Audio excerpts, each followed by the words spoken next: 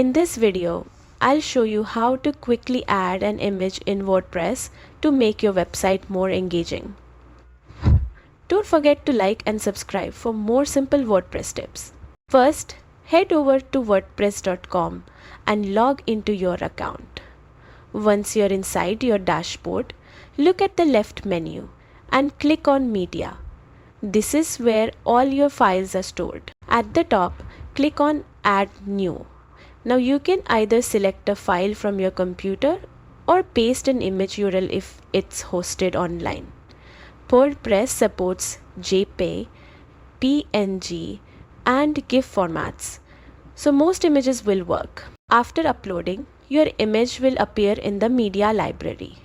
Just click on it and choose Insert into Post or Insert into Page depending on where you want it to show up. And that's it. Your image is live on your site.